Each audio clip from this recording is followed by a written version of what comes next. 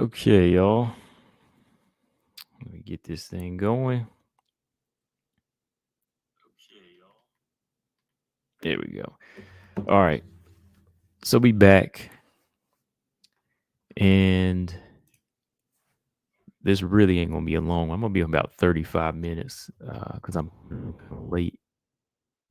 And I'm gonna save the show, save the flyweight talk for tomorrow or for Friday, excuse me. So let me see, get this thing pulled up here because a couple fights I really want to talk. Let's see. So yeah, let's do about 35 minutes. Talk about these two fights here. I'm a little running behind here, man. So I'm gonna save the flyweight talk for Friday. What's going on, BJ Stamina? Yeah, BJ, we got to talk this. We got to talk the flyweights, man. There's a bunch of fights coming up, so I'm gonna save that for Friday. If there's anybody want to open link on Friday, we can do that. I'm kind of hitting at you, BJ, because we got a lot of fights on that card. Flyweight division is crazy right now.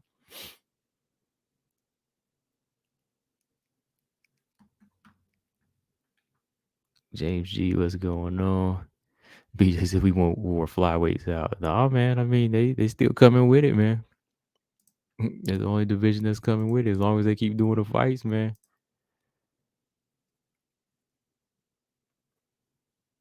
But let's do it, man. Let's talk about these fights today. Welcome back, y'all. I'm kicking 35 minutes. Look, I promise today, 35. TJ, I promise. He said hour 104. No, we doing 2Bs. What's going on? No, we doing. Let's see, Zaman. What's up, man? We doing 35 minutes. See, BJ trying to distract me. That's talking about, okay. Jillian Roberts versus Gatto or Blanchfield. Uh-oh. Jillian gonna have her hands full. That's all I gotta say. Brian Williams, what's up, man? All right, so make sure y'all hit the like. So you got a few of y'all in the chat, so go ahead and do that while y'all are here. Let's go ahead and do that. All right, so let's go. Marina Rodriguez and Xiaonan. This is a fight that Xiaonan has been talking about. She's seeing this as a potential. She said return to shape as far as getting into the title talks, which is true. If she can come away with a win, she could very well take Marina Rodriguez's spot, right? But I think in all of our eyes, just the way Marina Rodriguez is on her train right now, she's got that momentum. We can pretty much all say that we know this is kind of like a stay busy fight for Marina, right? Marina went 3-0 last year, and she's just been on her game. Each fight has been getting better and better for like each performance has been like tougher and tougher. We always try to throw in that argument about her ground game, but she still comes away with wins, right? Ebos took her down for one round. What happened? She still knocked her out. Waterson took her down for one round. She still beat her. McKenzie took her down for one round, and she still won. Like my gut was telling me to go with Marina in that Ebos fight. That was like the only time I picked against her, and I was like, damn, I was like, I should have picked her. I should have rolled with my gut. So every time I've been picking Marina, it's just been like the same thing. Marina's been doing her thing. Like she can't be beat right now. I think even with her lack of an actual like ground game, her actual survival skills on the ground still help her. So there's really no way I can say that this is a fight that I'm really scared for Marina. That's the thing I really want to talk about here because Xiaonan had did this recent interview, and like she said, she sees this as like a potential return to try to get back in title talk. But let's say if she did the unthinkable. Well, we'll talk about that here in a minute because I just want to read through this thing because let's see who has she been training with? Let's see. Okay. All right, here we go. So Jan Jana said, I was too rushed to finish the fight when it started. That was the one mistake about Carla Esparza.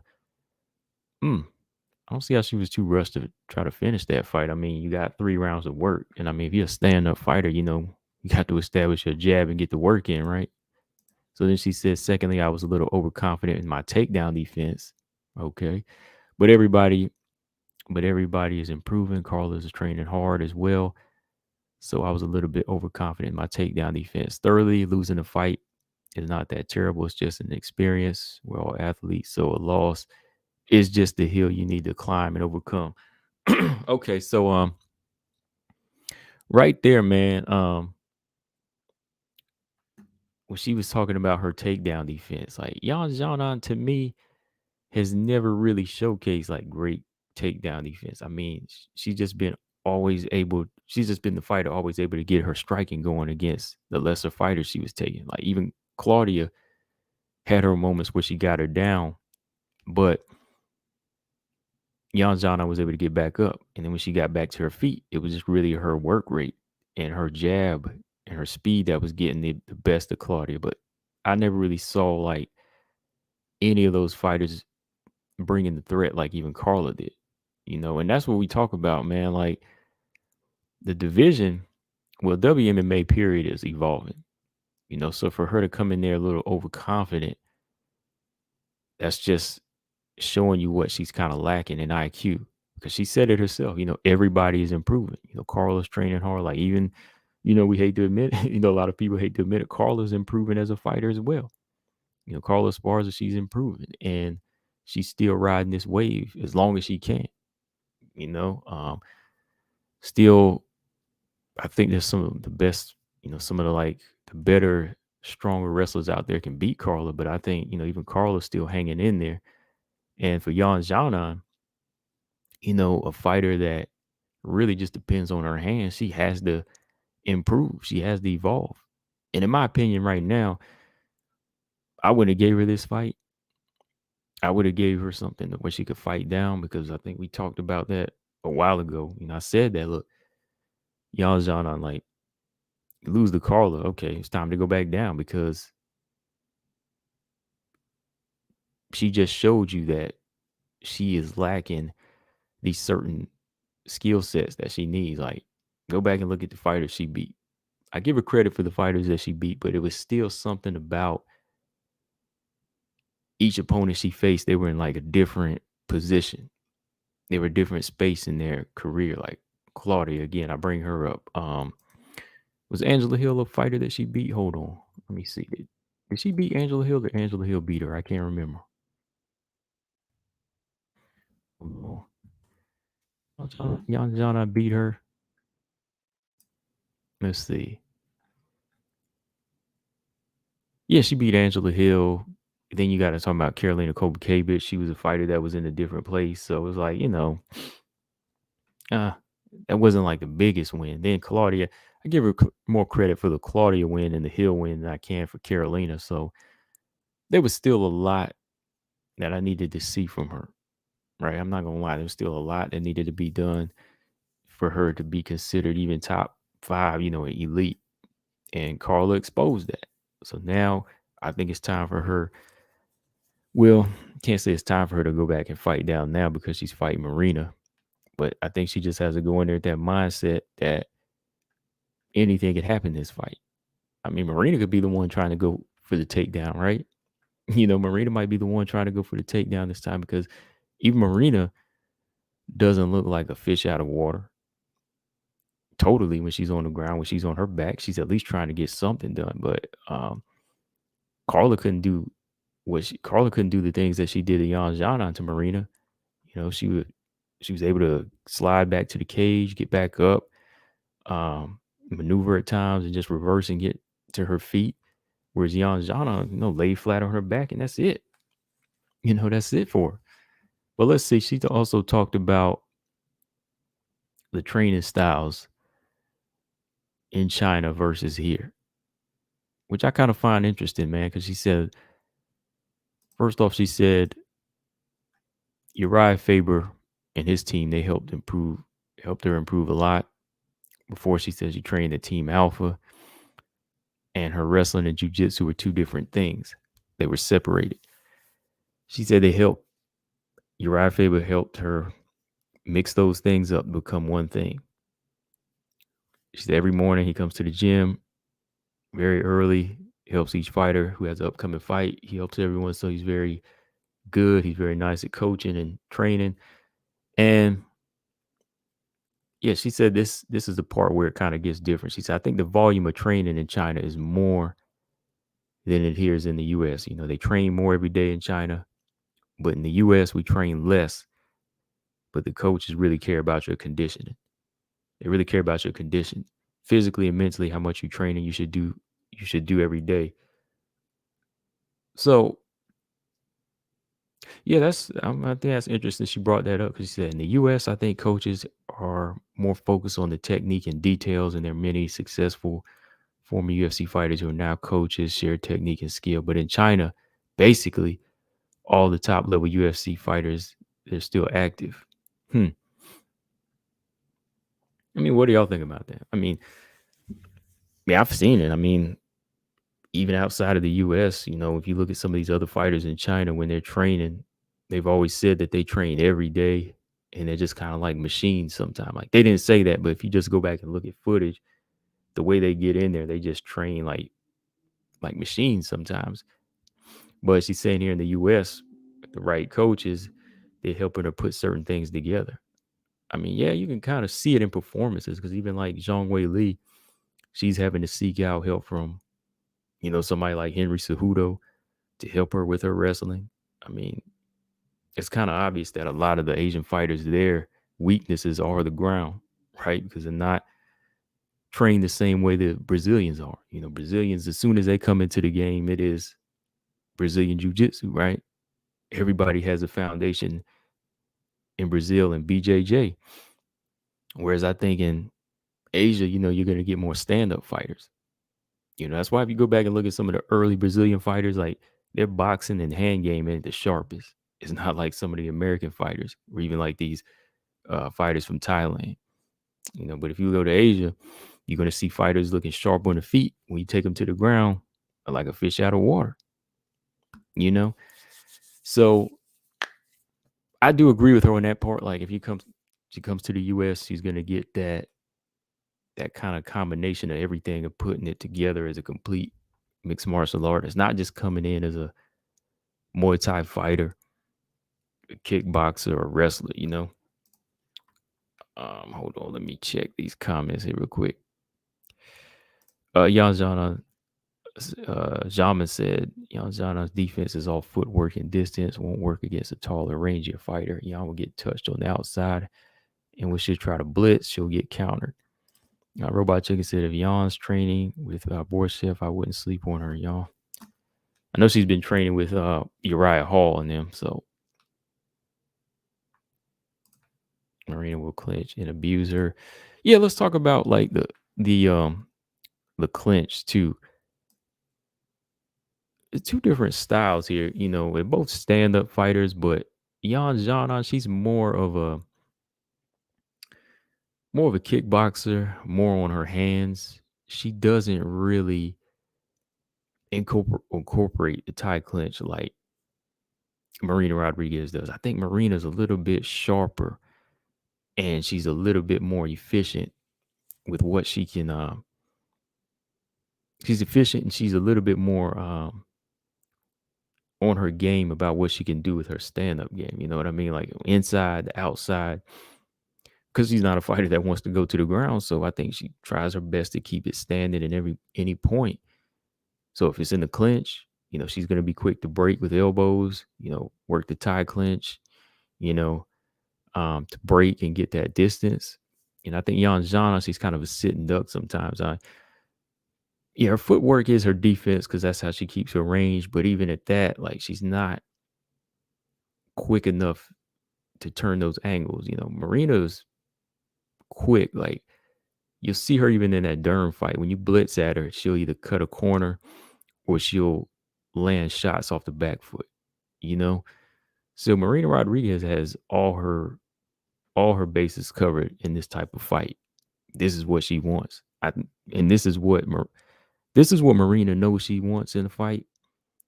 But for Xiaonan, this is a fight she thinks she wants. She thinks she's gonna want this type of stand up fight versus a ground fight. But I think this is gonna be a little bit. I think it's gonna be a little bit of a rude awakening for her, where she's gonna see a better stand up fighter. Honestly, because Marina's just too accurate.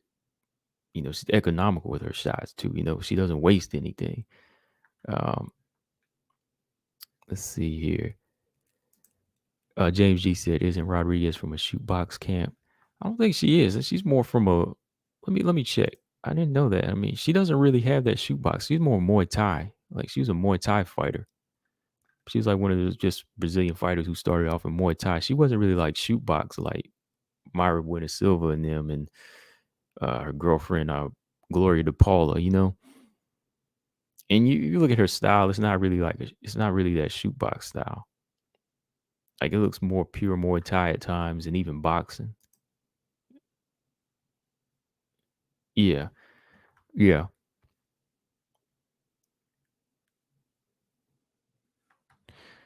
yeah, man. Yeah. He said because Marina's rangier and well rounded with a better clinch. Yeah, yeah, yeah. She just all has an all around better clinch. So Yan Xiaonan is kind of getting a little taste of what America has to offer, just like Zhang Wei Li when it comes down to the training. She's starting to get that culture shock of how it's like, a melting pot when it comes down to the training. Now, when you want some of these different sports, the pure, the raw Muay Thai, yeah, you go overseas for that. Brazilian Jiu Jitsu, Brazil. But when you need to get a really good, solid,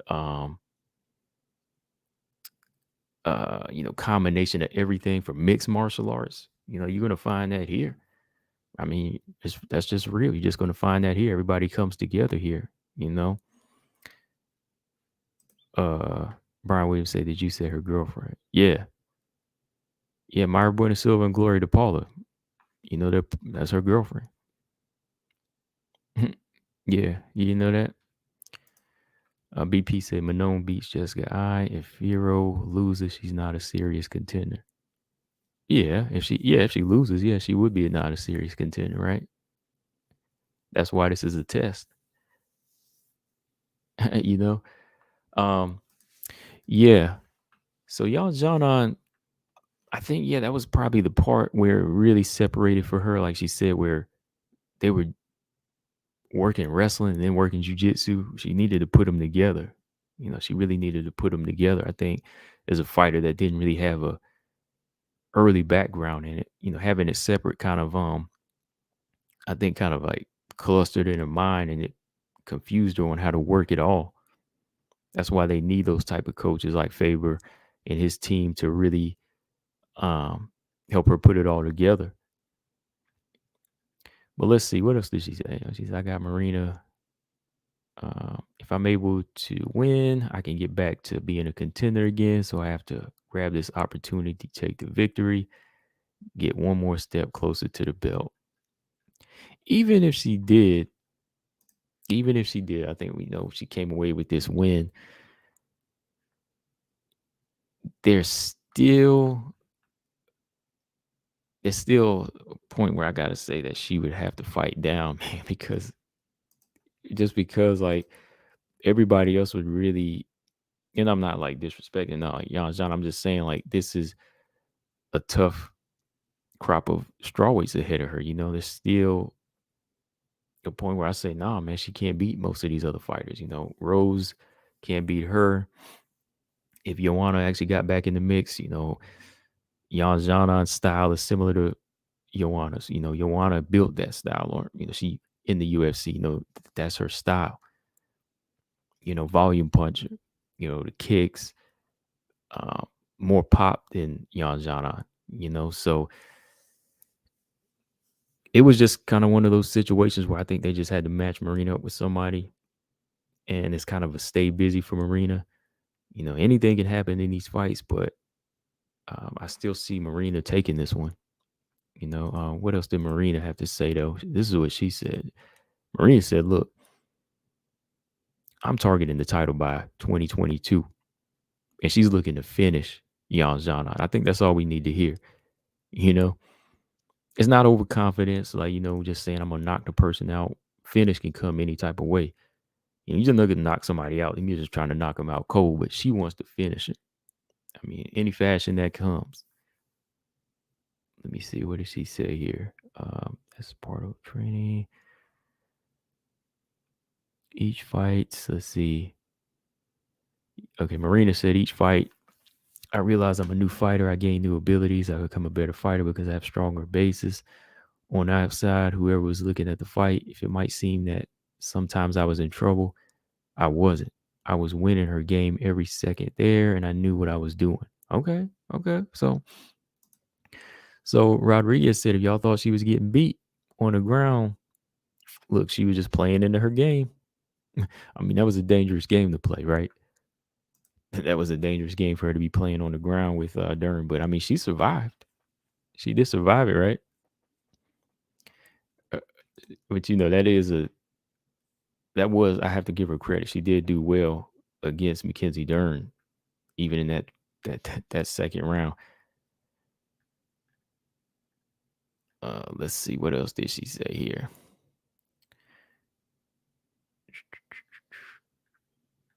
Yeah.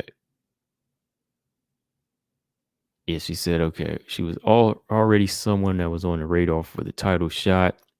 I won't get the next title shot because Carla's going to get it deservingly. I was really happy to get this fight because I wasn't willing to wait for the next one in line.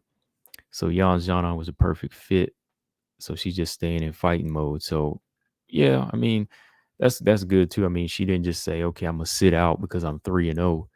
She wants to rack up another win, rack up one more win. And yeah, that's what you got to do. If you don't, Dana White gonna try to be spiteful and say something crazy like, "Oh, you sat out, so I ain't gonna give you the title shot." You know, so Marina wants to get in another fight. Luckily, on her part, it's not a tough fight, and she's gonna be able to fight the type of fight that she wants this time. She doesn't really have to worry about the ground. But I don't know, man. Like her working with the Uriah Faber, they might try to have some tricks up their sleeve and try to go for some lay and pray. But I think Marina is going to be wise to all of that because if Carla couldn't submit her, Dern couldn't submit her, I don't think Jan Jana is going to learn anything from last camp to this one that's going to really put her in trouble, right? So yeah, by the end of the year, she wants the title shot. She goes in here, regardless. Look, it don't even have to be a finish. However, she wins this fight, 100%. Marina's next. I mean, what do y'all think? I mean, Robot Chicken said, I'd pick Jan if I knew Borsev was working with her. Nah, I'd still pick Marina. AO said, I commented in the new 2022 on Marina's IG and she liked it. Yeah, she's always kind of responsive. I hit her up, DMs, she'll respond. Marina, all right. Always responds to my messages. Marina been all right. She responds all the time. She's cool. Ebos does. A lot of the Brazilians I talk to, they do. Ebos does. Lemos does. Yeah, she's cool. I always, I hit her up. She don't speak English, but she'll respond to you. James G said he thinks Rodriguez got the fight by decision. Oh yeah, I missed that one comment. James G said Shevchenko versus Santos in Brazil would be dope. Oh, Santos. Yeah, Santos in Brazil. We might be getting that, man. We might be getting that. When's the next event in Brazil? Is it 272 or is it 273? Can't remember. Somebody help me out there. Is it Brazil? The 272 or what? Can't remember. All right, 15 people. Make sure y'all hit the like button before I get up out of here in another 10 minutes. Yeah, so Marina, 100%. I think she deserves a title shot, man, because she's been active, she's winning, and that's just the way it should be. She should get it. Okay, Stamina said Rio in May. Okay. Anybody else tries to jump ahead of her, Andrade, Joanna, I ain't right. I ain't cool with that. Which means if Rodriguez says she wants a title shot by the end of 2022, by 2022's end, that means Joanna gonna have to wait till 2023, which is fine with me because Rodriguez should be calling the shots. Depending on what she looks like this year. Or they're gonna try to make Rodriguez fight one more fight. They better not, because she should be on the same turnaround time as Rose and Carla. So whoever wins the Rose Carla fight should be hers, man. Robot Chicken said, hold on. AO said, what did you think of Marino Figueiredo 3? I had Figueiredo winning the fight. Yeah, I gave it to Figueiredo. It was close. It was like 3-2. Part of me wants to say 4-1. I think that, Figueiredo was just controlling the fight with his power. Moreno sat back too much. I mean, he had some good moments in there, with his body punching, his combinations, but Figueiredo was just dropping him. Figueiredo just kept dropping him. I mean, how many times he dropped him? He dropped him with a leg kick. He dropped him with a couple overhand rights. So those knockdowns, they were adding up to me. They had to add up. Did he take him down like once or twice in this one? Moreno, I ain't gonna lie, Marino, his takedown defense was solid. His ability to escape. But yeah, I had Figueiredo win. It really wasn't anything to call robbery about. Okay, yeah, you said you had a 3-2. Yeah, I had a 4-1. Yeah, I had a 4-1 that first time. Then I was like, I had to go back and question one of them rounds and say, nah, I gave that round to Marino.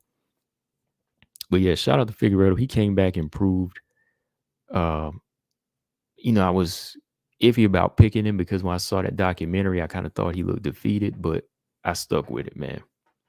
I stuck with him. I said I'm gonna pick him. I'm sticking with Ngannou as well. Yeah. All right. So let's talk this fight real quick. This one ain't gonna take long. Norma Dumont and Macy Chiasson. This fight taking place. Let's see. Norma Dumont, Macy Chiasson. Right whenever I start to lose faith in the featherweight division, they go and make a featherweight fight. May 7th. Okay. Right when I start, there was a comment I wanted to read here. Hold on. Yeah, Robot Chicken said, I'm convinced UFC is racist. Dana didn't even put the belt around Francis' waist because he fought smart. When Stipe beat Francis the same way they fought the first time. Yeah. Yeah, I got a video. I'm going to talk about that in the video, man. Like, just the way they've been treating him in the money situation. I got a video coming about this one, man, because I was actually on somebody else's channel. We were talking about that, during the fight. Somebody else was doing a live stream. I pulled the fight. He pulled the fight up, and boxing conversation with Reggie was, yeah. Name was blanking. Yeah. He was talking about that, and I was like, oh, I noticed that too. I was like, he didn't put the belt around his waist. So yeah, I want to talk about that and the whole money thing too, man. Like $600,000, man, for real. And just like the money, the the combined amount of money these UFC fighters made together, it was just like a low number, man. So, Dana kind of looking like he's shortchanging people out here. A lot of these small figures and then on his card, man. So he got to start thinking about his contracts, man. Like these other fighters, they got to start being, you can't just be restricted to the UFC anymore, man. They got to be able to do some other things. Like boxing should not be out of the question. Boxing is a totally different sport, so yeah. He said Dana was there. He belted Figgy. Yeah, he belted him. But he sure didn't belt off Ngannou. I noticed that too.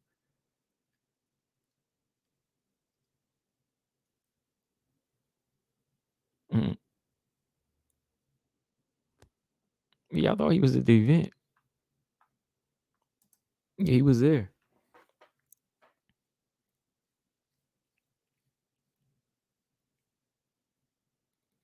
But yeah, hold on. I was just reading something. Stammer said Marino got right back up from those knockdowns, but because he didn't get any of his own, he buzzed Figgy, but he never lost his legs. Right. Speaking of legs, Marino's leg, man, that lead leg was getting tore up. That leg was getting tore up. Yeah, Dana don't like to talk about pay, but I mean, it, I think when people don't like for you to talk about pay, that means there's a problem. Because if people, y'all ever think about that? Like, if the UFC, if Dana White doesn't want the fighters to talk about pay or he gets mad, it's almost like you're hiding something. But if your fighters were going on the record because you were paying them well, you would almost you want them to, you want them to kind of boast and brag about your boss paying you. Like, oh man, my manager, my boss, Dana White, he's paying me good. He's got me set. He's got us all set. You'd want them fighters to say that, but it's almost like when they speak on pay, there's an issue, right?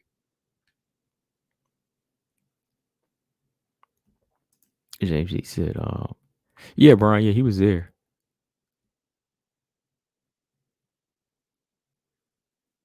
Yes, sir. James G said, Chiasson would do better than her Pennington fight, but Dumont by decision.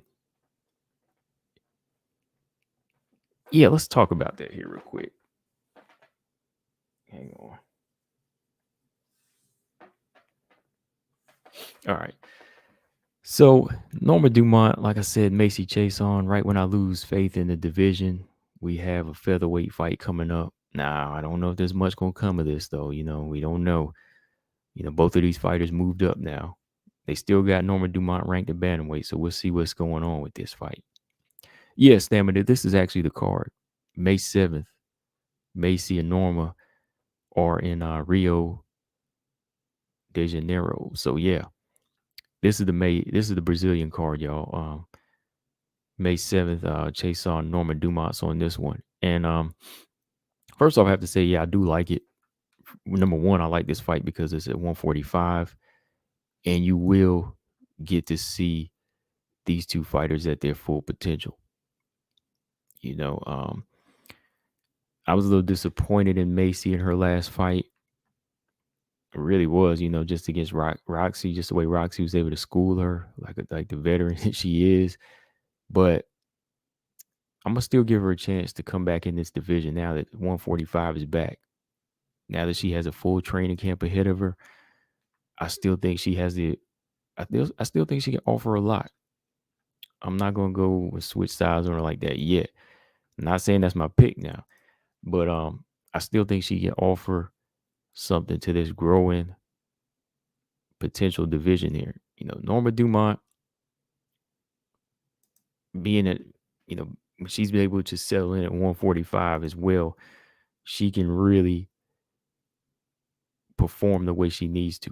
Her movement, her strength, her footwork is so much sharper, and she looks like she's just ready to give it all. Like last couple times she was at 140, 135, she just didn't look the part. Same with Macy. Every time Macy's at 135, she just doesn't look like the Macy that we knew when she first came into the tough house and won. And I think that's kind of what's been messing with her weight. That's kind of what's been messing with her. Stamina said Chiasson at 45 just makes sense. It does. Both of them actually. It makes sense. It makes sense for both parts. For real. Because this is where, if you look at these girls' structure, they don't need to be squeezing down to 135. They do not need to be squeezing down to 135. All right. So both fighters are in different places right now. I think, you got Chiasson coming off this Rocky loss. Pretty hard loss, but she's on a let me see. Oh, this is her, yeah, it was just her first fight she lost. She was just on a long little layoff since the Marion Renault fight. Then you got Norma Dumont. She defeated Felicia Spencer in her last in her last showing. And she was able to neutralize that pressure fighter and Felicia Spencer. So it's two different styles, you know. You got Macy, who when she fought at 145, you know, was big, powerful on the inside. She tended to set her hands up more when I first seen her like a few years back. And her knees in the clinch were deadly. Like she hasn't really done that in a while. She's really abandoned that. Brian Williams said Norma will have trouble with Macy's range. Only if she can really use it. Because Rocky did well against it. And if Norma can do just some of the things that Rocky did, you know, dip her head and jab the body, get your combinations off and get out, then you're good. Yeah, okay, yeah. Brian says she beat Aspen last. Yeah. So she beat Aspen and Felicia. All right. So Macy, when she lets those hands go, she can be dangerous. Because you see that first round with Rocky, she did club Rocky a couple of times with some good shots. She did catch her with some good hits in there. I will give her credit there. She did hit Rocky with some good hit shots. So Norma, I don't know if the chin is the same as Rocky. You know, Rocky's pretty tough, durable. And I still have to think about that beautiful right hand that Megan Anderson set up. Y'all remember that, right?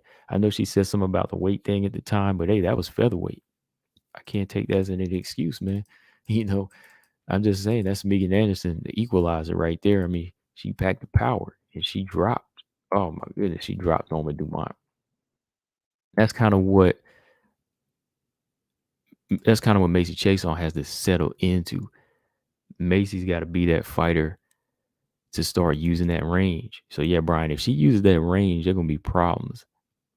You know, she's got to learn how to stick that jab out and drop the overhand right, you know, over the top. Because Norma's not the fastest and she's not the most awkward with her feet. Her in and out style is it can be, you know, you can adjust to it. You know, so when she leaps in, Macy can set up bombs. You know, you could probably change the pace of this fight. But for Norma, I could see there being moments where she smothers here. You know, because Norma, yeah, she's strong. And if she takes it on the inside, be very interested, man. She has been fighting well off the cage too. She has been fighting well off the cage as of lately. And Macy just hasn't been committing to her knees as much. Like, go back and look at some of her early fights when she was dropping knees to the body, man. She was, you know, she was vicious with them. Hopefully, like I said, hopefully knowing that she's a featherweight now, she can kind of train the way she, you know, the way she feels like she's supposed to be trained. You know, not having to worry about the weight cut, working on the power now, um, using that length, even fighting off of her back, just so many things. So I'm kind of, I ain't gonna lie, look, I'm kind of getting my hopes up again for the featherweights. You know, now that they made this fight.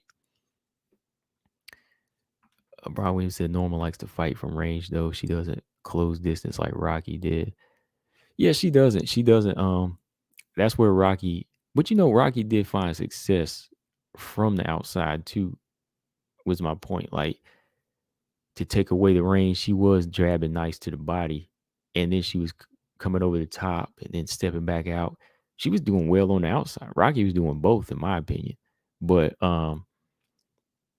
Norma, yeah, she's more in and out, straight in, straight out, and that's dangerous against a tall, long fighter, especially with power. So if she doesn't just stay inside, which she hasn't been doing in some of her past fights, then it could be trouble.